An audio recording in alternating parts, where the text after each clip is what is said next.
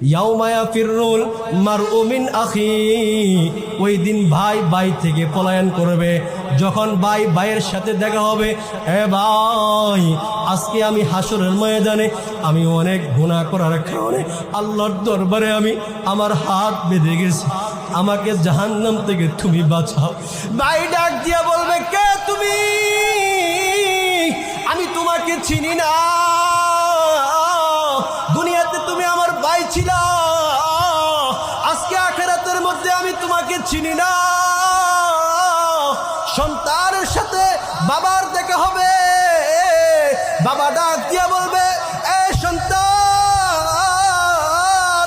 দুনিয়ার মধ্যে আমি বাবা তোকে 50 বছর 60 বছর লালন পালন করেছি। এই সন্তান, আমি তোর জন্য অনেক কষ্ট করেছি, আমি দুনিয়ার মধ্যে আমি নিজে না খাইয়া তোকে খাওয়াইছি।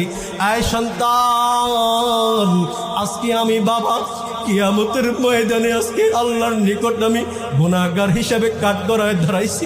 তুমি যদি না বাঁচাও আর কেউ নাই তোমার কাছে বেশি আমল। সন্তান ডাক দিয়ে বলবে, বাবা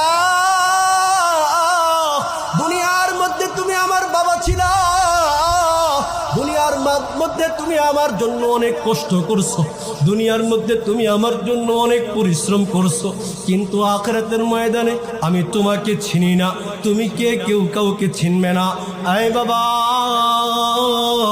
দুনিয়ার মধ্যে আপনার সন্তানের জন্য আপনি এমন কিছু করছেন যেই সন্তান কিয়ামতের ময়দানও আপনার পরিচয় দিবে না। কিয়ামতের ময়দান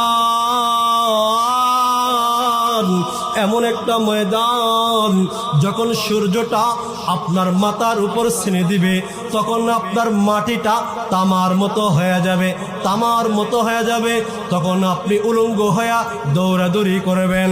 তখন একদিন হযরত আয়েশা রাদিয়াল্লাহু তাআলা আনহা আল্লাহর রাসূলকে জিজ্ঞাসা করেন, ইয়া রাসূলুল্লাহ, কিয়ামতের ময়দানে যে সবাই যে উলঙ্গ থাকবে, তখন পুরুষও উলঙ্গ থাকবে, তখন মহিলারা উলঙ্গ থাকবে, তাদের লজ্জাস্থানের মধ্যে কি একজন আরেকজনকে তাকাবে না?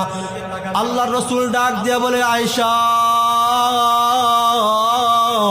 কিয়ামতের ময়দান এমন একটা ময়দান জানো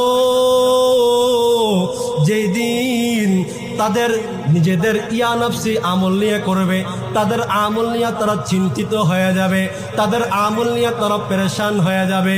ওই দিন তারা বেকুল হয়ে যাবে, একজন আরেকজনের লজ্জাস্থানের দিকে তাকাবে না।